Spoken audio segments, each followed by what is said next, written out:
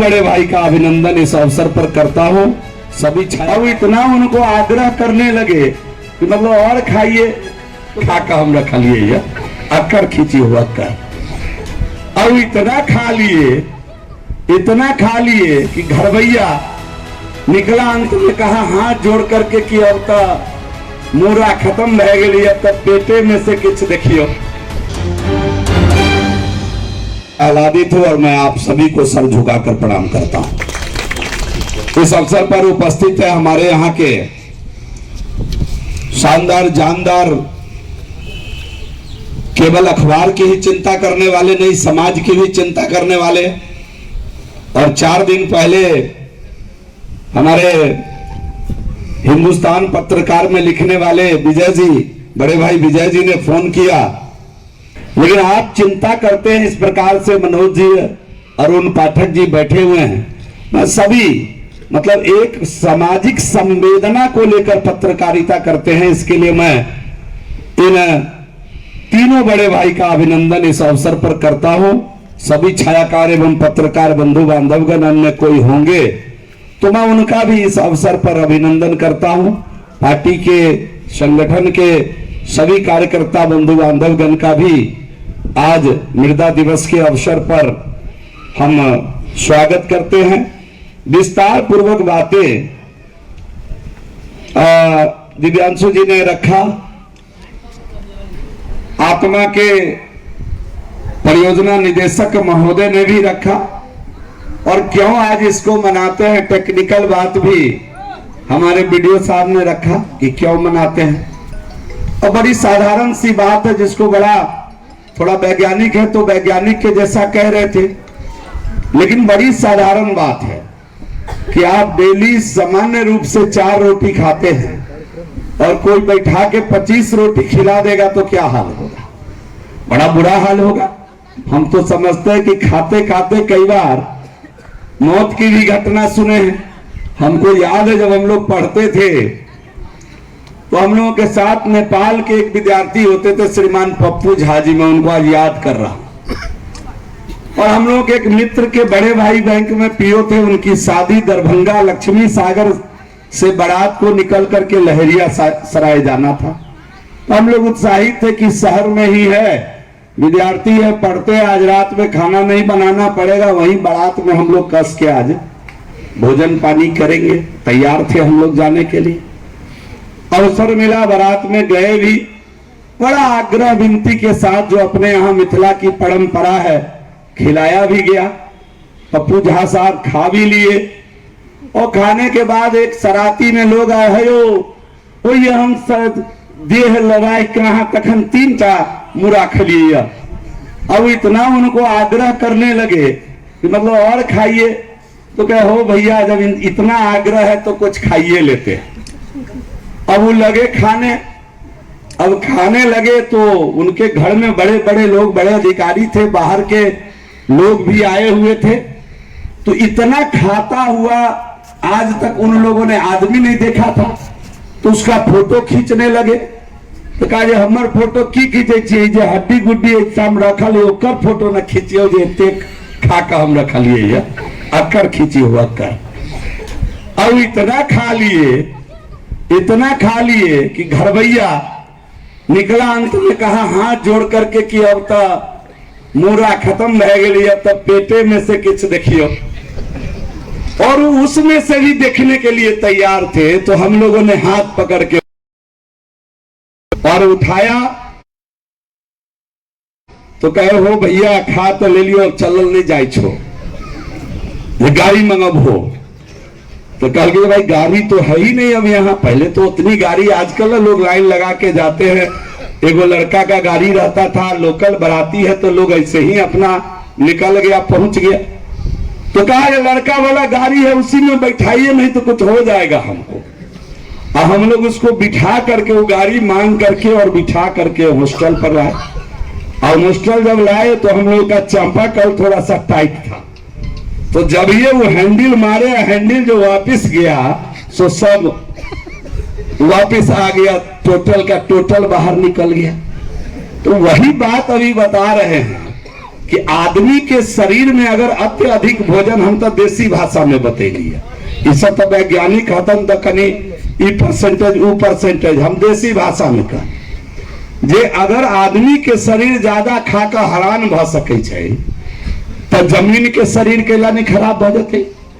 और आई बात के चिंता देश के आजादी के बाद क्यों कल कई, यानी गरीबनी के बेटा, एक मजदूरनी के बेटा इस देश के प्रधानमंत्री भेले तो पहला बेर वो आदमी के भी चिंता कल के 80 करोड़ आदमी के घर तक मुफ्त में अनाज भेजल के। और वो चिंता करते कल के जे गरीब माई केना पत्ता और खरहर का और खाना बना रहा है, ओकरा घर में भी गैस भेजा के काम करते। वो यहो चिंता कल कई जे बड़ बाबू के घर में बिजली है तो छोट के घर में केला ना। और हर प्रकार के चिंता करे तो लोग के घर के समाज के अंतिम व्यक्ति तक जगमग करे के प्रयास कल के। और आई दिव्यांशु जी के चेतना भेले ना कि खेत में काम करे वाला मजदूर के बुला के चद्दर ओढ़लखिन ना, ऐसे पहले ही हो छल कि ई कहिया से शुरू भेलै, जब उत्तर प्रदेश के कुंभ में डोम आ धनकार समाज के प्रधानमंत्री कुर्सी पर बैठलखिन आ सफाई करे वाला के पैर धो का अपना गमछा से हिनक जे गर्दन पर रखे छथिन ओकर जब पैर पोछलखिन तब पूरा दुनिया में चेतना भेलै जे काम अलग हो सकता है, मनुष्य एक है।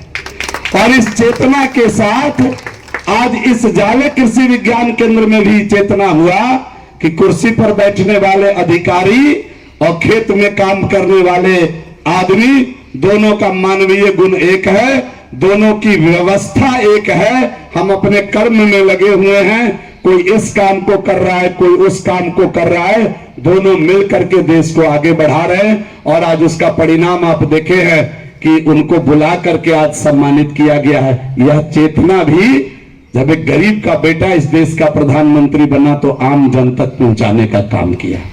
चारों तरफ सभी क्षेत्र में विकास हो रहा है। आप लोग देखे रहिएगा कि इससे पहले पद्म श्री पद्म विभूषण केकड़ा मिली चली, सरकारी पार्टी से जो जुड़ल लोग है, नम्हर आदमी है, बड़का गौरी है, बड़का ओकरा घर है, सांसद आयल, विधायक आयल, ओकरा आगा पाछू फाजिल कैलक, ओकर व्यवस्था देखलक, ओकर चिंता कैलक, वहां आदमी को रिकमेंड कर भेजलक जे बहुत बड़ा कल्याणकारी आदमी है। किसका कल्याण कर रहा था?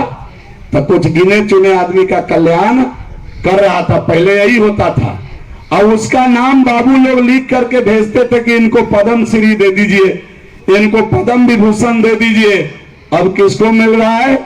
गरीबनी के बेटी के, जे दोसर के घर में चौका बर्तन करत और उनका से मधुबनी पेंटिंग सीख लेलकई आ मधुबनी पेंटिंग क और मधुबनी पेंटिंग के क्षेत्र में वो इतिहास रच कर सहनी समाज के दुलारी देवी आई मधुबनी से जाकर प्रधानमंत्री और राष्ट्रपति के हाथ से पद्म श्री पद्म विभूषण लगा ऐलान। अब एहन आदमी के अब बहुत आदमी देखले हो भाई न्यूज में, अखबार में कि उड़ीसा से आकर आधा कपड़ा देह पर, आदिवासी समाज की महिला आधा कपड़ा बदन पर, और उस महिला को यह देश अब पद्म श्री देने लगा है। पहले पद्म श्री बड़े बड़े बाबुओं के लिए काम है। मुझे कहने में परहेज नहीं है कि कांग्रेस के जमाने तक बड़े बड़े बाबुओं के लिए पद्म श्री होता था। अब पद्म श्री उड़ीसा की अर्धनग्न, कह लीजिए जो शरीर पर पूरा कपड़ा नहीं डाल पा रही हो और अपने जीवन के क्षेत्र में उत्कृष्ट काम कर रही हो, देश के लिए उत्कृष्ट काम कर रही हो, सोसाइटी के लिए उत्कृष्ट काम कर रही हो, उसको बुला करके यह सरकार पद्म श्री देने का काम करता है। इसी प्रकार मैंने कहा मैं उतना विषय में नहीं जाना चाहता हूं, क्योंकि मैं मूल विषय पर आना चाहता हूं। काहे मृदा दिवस? तो हम तो कहली पहले कि 3 गो रोटी खाए वाला 30 गो खाते तो मरते। वही तो अगर 1 किलो यूरिया के काम होते यहाँ फेरी में हो जाए 9 किलो धा देवे तो ज्यादा उपजते तो वो मरते, वो जमीन मरते। आज पूरा सब लोगों को मालूम होगा जो पंजाब के अंदर क्या स्थिति है। पंजाब तो बहुत उपजाता था, हम लोग के यहाँ के भी लेबर जाते थे, यहाँ से काम करने वाले श्रमिक भाई जाते थे तो क्या कहते थे, बाप रे बाप गेहूं बेले होइ छे ओने मने के गेहूं होइ छे। अब क्या हालत है पंजाब का पता करिएगा।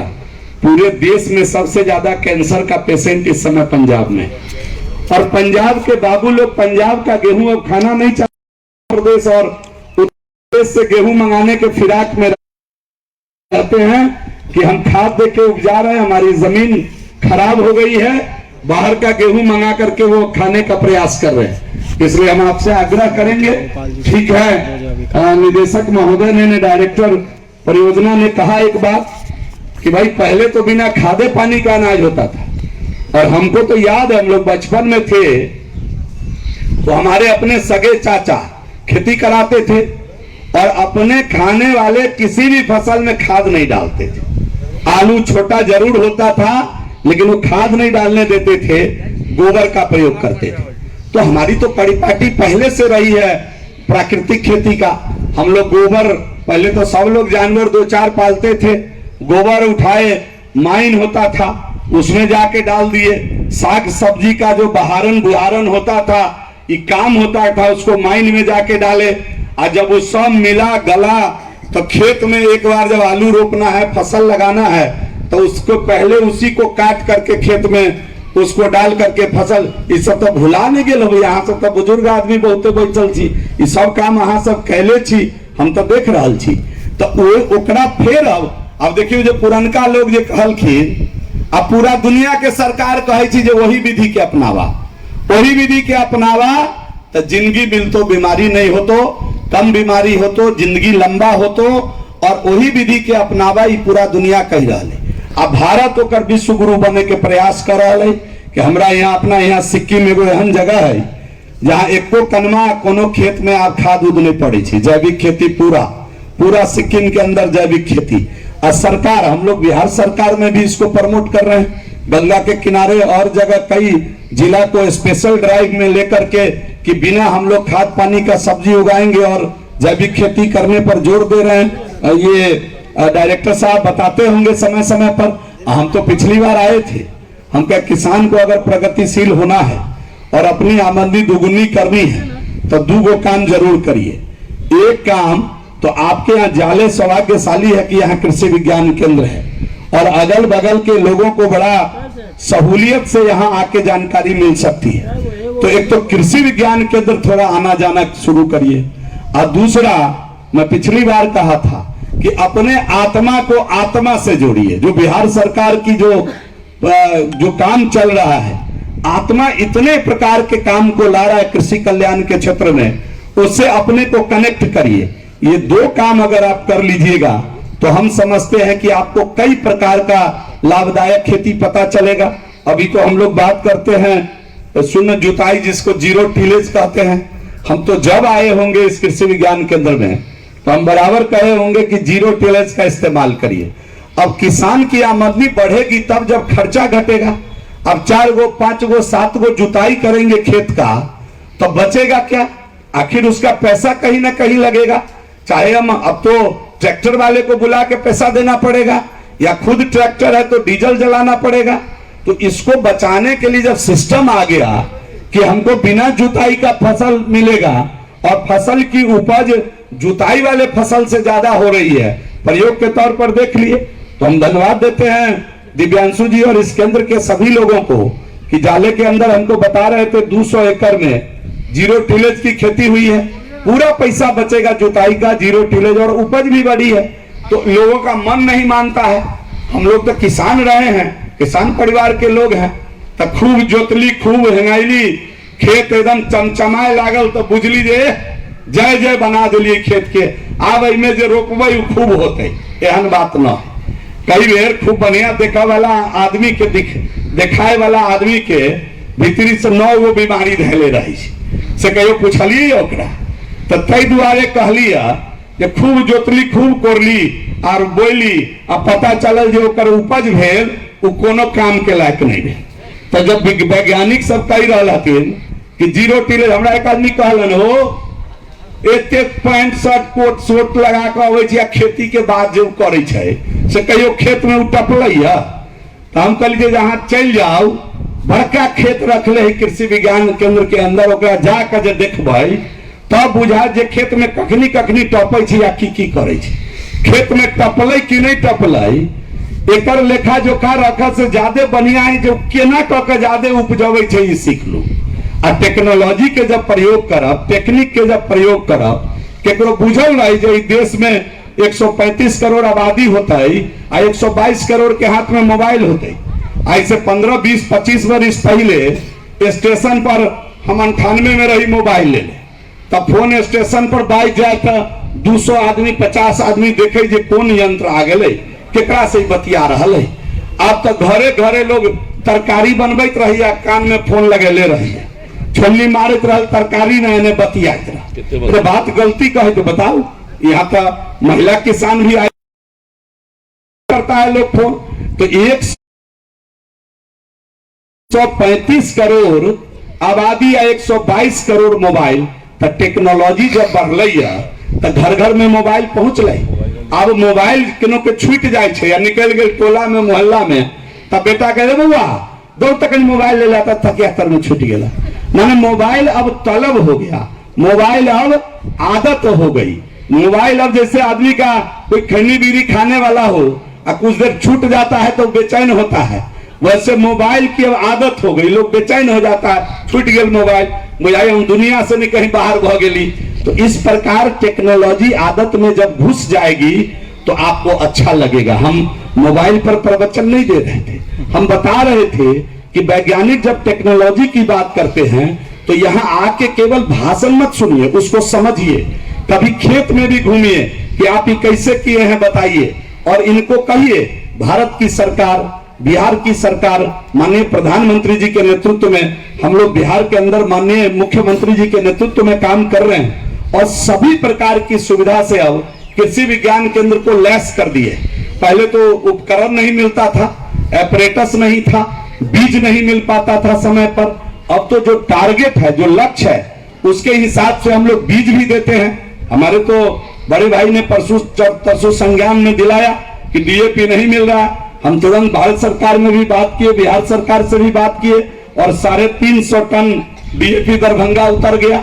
और उसकी पूरी आज बंटवारा की चिंता हमारे एग्रीकल्चर पदाधिकारी कर रहे हैं, सीओ को भी मजिस्ट्रेट बनाया गया और सभी प्रकार से लोगों को मिले इसकी चिंता की गई है। और जाले में हमको कहा गया जो गेहूं का बीज की कमी हो रही है तो 100 टन बीज का भी व्यवस्था हमने करा दिया। हम समझते हैं कहाँ आ गया ना बीज, आपके पास बट रहा है ना, अब भाई बीज बट रहा है। अब कई दिन पहले आप बोले तो एक्शन में सरकार है, हम लोग काम करने वाले लोग हैं, हमको जानकारी मिलेगी तो काम करेंगे। हम लोग काम करने वाले लोग हैं, काम किए हैं, ये बिहार के लोगों ने इसी नाम पर मोहर लगाया है। तो हम आपसे आग्रह करेंगे कि आप तो लोकतंत्र के चौथा स्तंभ है, हम ऐसा सुने हैं, लेकिन समय समय पर बताते रहिए और चौथा स्तंभ होइएगा। बाद में हमारे बड़े भाई भी हैं, इस क्षेत्र के रहने वाले हैं, इस क्षेत्र की भी आप चिंता करते हैं, तो जब भी आवाज आए तो उसको बताइए। हम सकारात्मक पहल उसमें करने की तैयार, हमेशा उसके लिए तैयार रहते हैं। तो इतना सारा काम किया जा रहा है, टेक्नोलॉजी से जुड़िए। कुल मिला के मैं ये कहना चाहता हूं, और जो खेत है, खाद की चिंता आप कम करिए, खेत की चिंता ज्यादा करिए।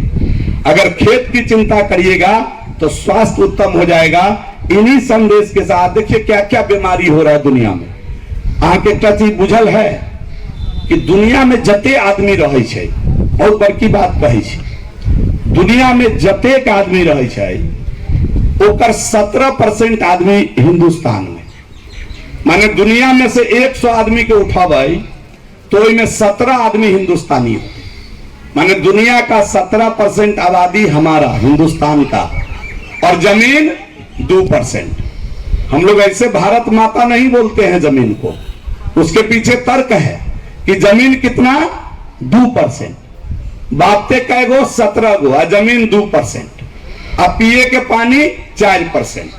तो पानी को भी बचाना, ही मत समझिएगा कि अपने यहाँ बहुते पानी है, बाढ़ का पानी है, पीने का पानी भी बचाना है, जमीन को मजबूती से बचाना है, तभी हमारी जिंदगी बचेगी। इसकी चिंता सदैव करना है, इसकी हमेशा। और जो संसाधन खत्म हो रहा है, अब एक नया रिपोर्ट आया है कि दुनिया से डीजल पेट्रोल खत्म हो रहा है, अब उसकी चिंता कर रहे हैं देश के प्रधानमंत्री। उन्होंने कहा कि एक ग्रिड, एक विश्व, एक सूर्य, माने एक सूर्य में इतनी ताकत है कि वो सब कुछ चला सकता है। पावर हाउस, एक गो ग्रिड, उसी से सब कुछ चल सकता है। अब दुनिया मुड़ रही है। प्रधानमंत्री इस देश के यशस्वी प्रधानमंत्री जी ने दुनिया के लोगों को कहा कि एक विश्व, एक ग्रिड। अब उस पर पूरा दुनिया काम करने लगा, उसके लीडर हो गए। दुनिया के लोगों ने इनको गुरु, भारत को विश्व गुरु मान रहा है। और सोलर एनर्जी के क्षेत्र में हम लोग काम करने जा रहे हैं बड़े पैमाने पर। अब डीजल खत्म हो रहा है, पेट्रोल खत्म हो रहा है दुनिया से, इसका स्टॉक लिमिट है। और हम सब आदमी के आग्रह करब, हमरा बहुते फोन अबैया जे बिजली के बिल बहुत आ रहा है, तब बिजली के बिल बहुत आवे छै, त कनी अहूँ चिंता करू जे कनी बॉल के दिन में बंद कैल करू। एना नहीं बने छै, ओहिमे कोयला जराबऽ पड़े छै, ओकरा लेल बहुत प्रकार के संसाधन सरकार के लगाबऽ पड़े छै, तब वो बने छै। आ जब बनल तो हम तो देखली एक आदमी, एगो गांव के लोग बड़ा परेशान रहत जे गांव में बिजली लगा दू, गांव में बिजली लगा दू। हमरा गांव में एकेगो काम, दोसर कोनो काम नहीं कहब, कहियो नहीं कहब, एहि जिंदगी में नहीं कहब बिजली लगा दू, बिजली लगा दू, बिजली लगा दू। अब हमर रास्ता गांव जाए के जब जाए तो बिजली लगा दू, ओने से आई तो बिजली लगा दू। हमरा मन है जे एगो ट्रांसफार्मर हमरा गौरी में रही तो हम उतार के खनिए लगा दी के, लेकिन वो तो लगता है सिस्टम से। सरकार पर हम चढ़ाई कैली तो या हम विधायक रही, हम मंत्री को कहे, हम उसके एमडी को बोले, और हम एकदम तना तनी करके 117 नंबर पर वो गांव था उसको आगे लाए और तुरंत वहां बिजली लगा। खेसर गांव है बगल का।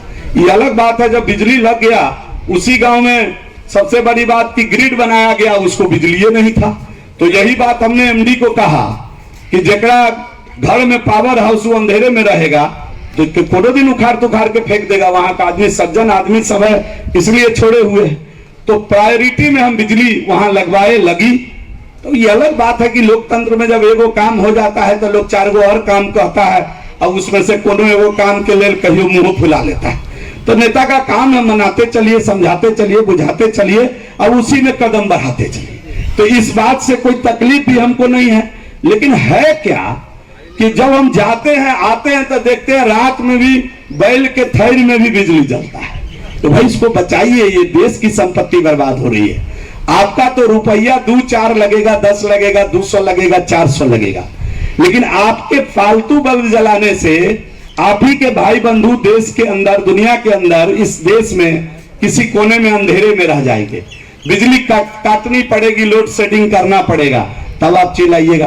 तो छोटी छोटी बातों का आचार विचार व्यवहार में उसको लाने से यह देश 4 कदम आगे बढ़ेगा, यह राज्य 4 कदम आगे बढ़ेगा, हमारा समाज 4 कदम आगे बढ़ेगा। इस ध्येय के साथ हम सभी लोगों को काम करना चाहिए। और हम तो कहते ही अंत में कि भाई हमको तो कुछ कहिएगा, हम तो काम करने के लिए काम करते रहते हैं।